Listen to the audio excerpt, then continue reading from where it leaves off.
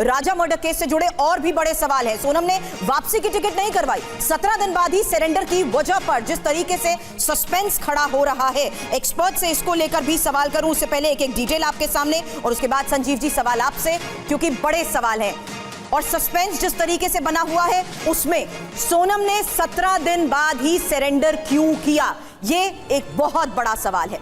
सोनम ने वापसी की टिकट क्यों नहीं करवाई, दूसरा बड़ा सवाल। सोनम ने मर्जी से शादी की तो मर्डर क्यों किया, और सोनम कातिल तो मर्डर के बाद का मकसद क्या था। हालांकि राजा का मर्डर हुआ, सोनम को खरोच तक नहीं आई, ये भी बहुत इंपॉर्टेंट सवाल है संजीव जी, जिनके जवाब अभी मिलने बाकी है। लेकिन किस तरीके से इन कड़ियों को अब जोड़ा जा रहा है इस इन्वेस्टिगेशन के दौरान?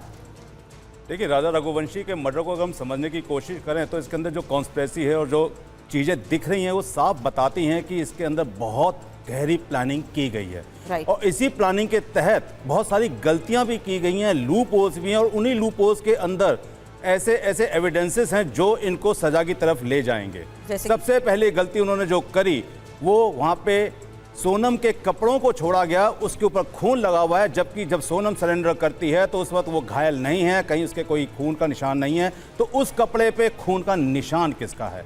नंबर 2, जो वहाँ पे दाव छोड़ा गया, मान लीजिए अगर ये एक हथियार है, इस हथियार से अगर किसी को किल किया गया और इस हथियार को वहाँ फेंक दिया गया, तो फेंकने के बाद जो ऊपर की बॉडी है जहाँ हैंडल है वहाँ पे हो सकता है कि फिंगरप्रिंट ना मिले क्योंकि वहाँ मॉइस्चर है, मौसम है, लेकिन जो इसके नीचे की जगह है वो जब एक बार हथियार वहाँ गिर गया और जब पुलिस ने उसे रिकवर किया तो नीचे से भी फिंगरप्रिंट मिलने के चांसेस हो सकते हैं। नंबर 3, जो क्रिमिनल 3 पकड़े गए हैं वो तीनों के तीनों क्रिमिनलों ने इसी एरिया को क्यों 100% समझने की कोशिश करो कि इसी एरिया को क्यों पसंद किया।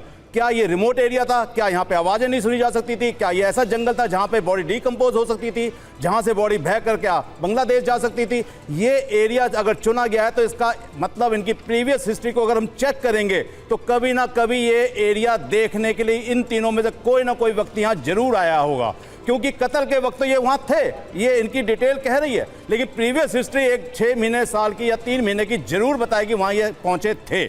उसके बाद आता है स्कूटी। स्कूटी को कोई किसी भी कीमत पे अपनी पार्किंग में खड़ा करेगा, क्योंकि पहली बार कोई घूमने गया है तो वो जंगल में 3 किलोमीटर अंदर ले जाके नहीं ले जाएगा, इसका मतलब वहाँ उसे हाइड किया गया है।